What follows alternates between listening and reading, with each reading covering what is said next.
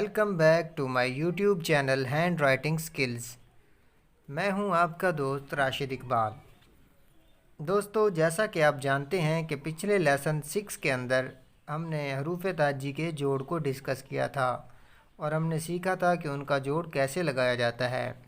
यानी पिछले लेसन के अंदर हमने बे के साथ तमाम मुमकिन हरूफ ताजी को जोड़कर देखा था कि उनका शक्ल और जोड़ कैसे बनता है। उम्मीद करता हूँ आपको वो लेसन समझ आ गया होगा और आपने उसकी प्रैक्टिस भी की होगी।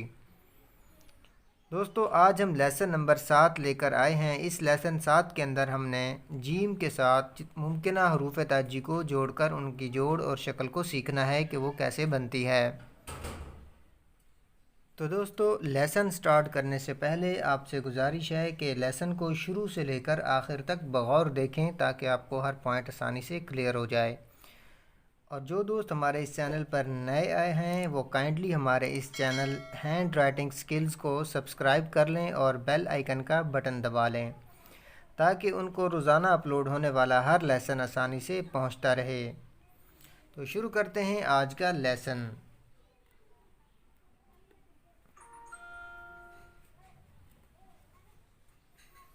इस लेसन 7 के अंदर हमने जीम के साथ तमाम हरूफ ताजी को जोड़कर देखना है।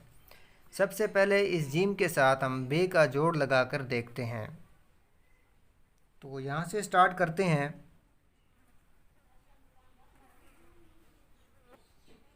इस तरह से बे का ये हिस्सा बारीक होगा और जीम का ये हिस्सा कदरे बारीक होगा, यानी हाफ कट से थोड़ा सा ज़्यादा होगा। उसके बाद जीम का ये हिस्सा बारीक होगा लेकिन यहाँ से जब मुड़ेगा तो ये मोटा हो जाएगा, यानी एक कद का हो जाएगा।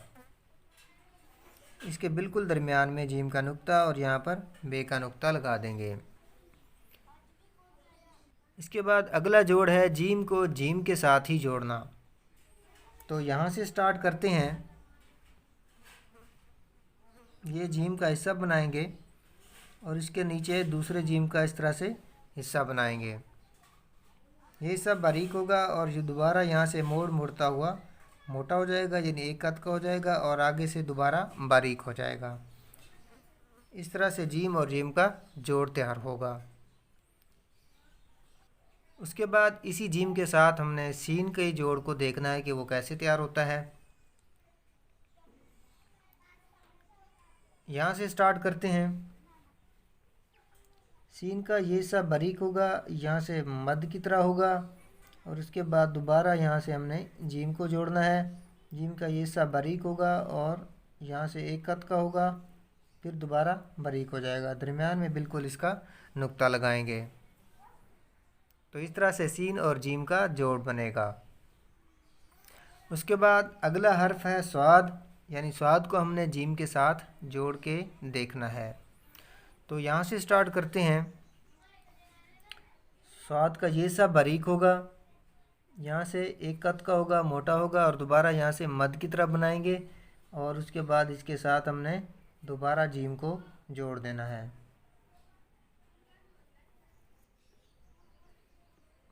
इस तरह से स्वाद और जीम का जोड़ बनेगा। उसके बाद इसी जीम के साथ हमने तोय को जोड़ के देखना है कि उसका जोड़ कैसे बनेगा।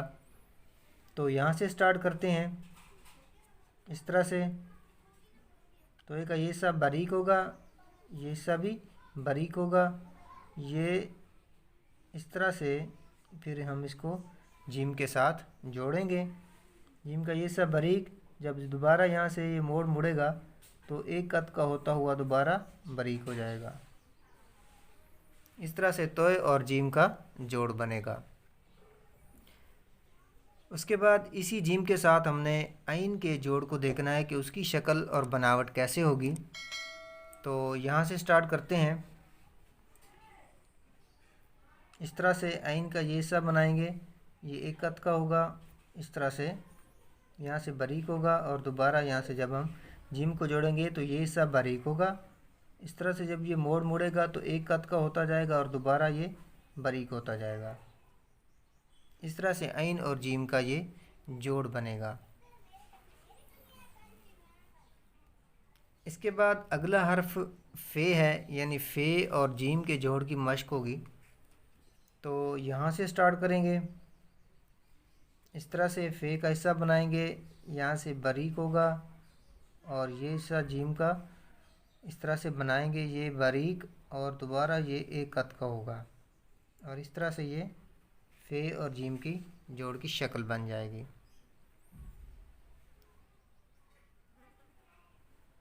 اس کے بعد نقاط والا کاف ہے وہ بھی بالکل اسی طرح بن جائے گا، لیکن ایک نقطہ یہاں پر اضافی آ جائے گا۔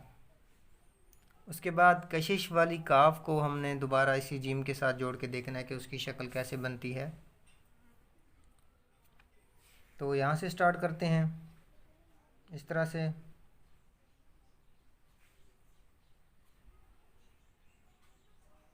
اس کی شکل اس طرح سے بنے گی اور یہ اس کی کشش آ جائے گی۔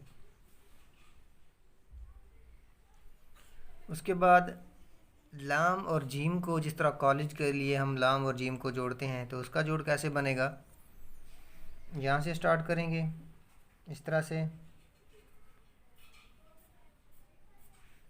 اور آگے دوبارہ ہم نے اسی طرح جیم کو جوڑ دینا ہے۔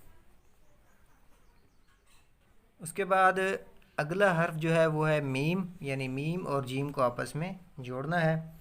تو یہاں سے سٹارٹ کرتے ہیں، اس طرح سے میم کا حصہ بنائیں گے اور اس کے آگے اس طرح سے جیم کا حصہ بنائیں گے اور یہ اس کی شکل اس طرح سے بن جائے گی۔ اس کے بعد گول ہے کو جیم کے ساتھ کیسے جوڑنا ہے، تو اس طرح سے ہے کا حصہ بنائیں گے، اس طرح سے دوبارہ ہم اس کو جیم کے ساتھ جوڑ دیں گے اور اس کی شکل اس طرح سے تیار ہوگی۔ اس کے بعد چھوٹی یہ اور بڑی یہ کا جوڑ بالکل اسی طرح ہوگا جس طرح ہم نے بے اور جیم کا بنایا، لیکن یہاں پر صرف ایک نقطہ اضافی ہوگا، اس کے اندر کوئی اور زیادہ ڈیٹیل نہیں ہے۔ تو دوبارہ میں ایک مرتبہ آپ کے سامنے ٹرائی کرتا ہوں۔ آج ہم نے بے اور جیم کے جوڑ کو ڈسکس کیا، اس کے بعد جیم اور جیم کے جوڑ کو ڈسکس کیا، اس کے بعد سین اور جیم کے جوڑ کو ڈسکس کیا، اس کے بعد صاد اور جیم کو ڈسکس کیا، اس کے بعد توئے اور جیم کو ڈسکس کیا، اس کے بعد عین اور جیم کا جوڑ دیکھا، اس کے بعد فے اور جیم کو، اس کے بعد کاف یا لام، صرف اس میں کشش کا فرق ہوگا، باقی سیم ہوگا، اس کے بعد میم اور جیم، اس کے بعد گول ہے کو جیم کے ساتھ جوڑا۔ تو یہ تھا آج کا ہمارا لیسن، جس کے اندر ہم نے جیم کے ساتھ تمام ممکنہ حروف تہجی کا جوڑ سیکھا۔ انشاءاللہ اگلے لیسن کے اندر ہم سین کے ساتھ تمام حروف تہجی کے جوڑ کو ڈسکس کریں گے، اس کی شکل بنانا سیکھیں گے کسی کٹ مارکر کے ساتھ۔ تو اس کی پریکٹس کیجئے، اگر کوئی بات سمجھ میں نہ آئی ہو تو آپ کامنٹ سیکشن میں پوچھ سکتے ہیں، اور اگر آپ ہمیں اپنا ورک چیک کروانا چاہیں تو آپ ہمیں انسٹاگرام پر فالو کریں، وہاں پر پکچر میسج بھیج کر اپنا ورک چیک کروا سکتے ہیں۔ اس کے بعد اگر آپ فیس بک یوزر ہیں تو آپ ہمیں فیس بک پیج پہ فالو کر کے اپنا ورک چیک کروا سکتے ہیں۔ تو آج کے لیے اتنا ہی، انشاءاللہ نیکسٹ لیسن کے ساتھ ہم دوبارہ آپ کی خدمت میں حاضر ہوں گے۔ تب تک کے لیے اجازت دیجیے، اللہ نگہبان۔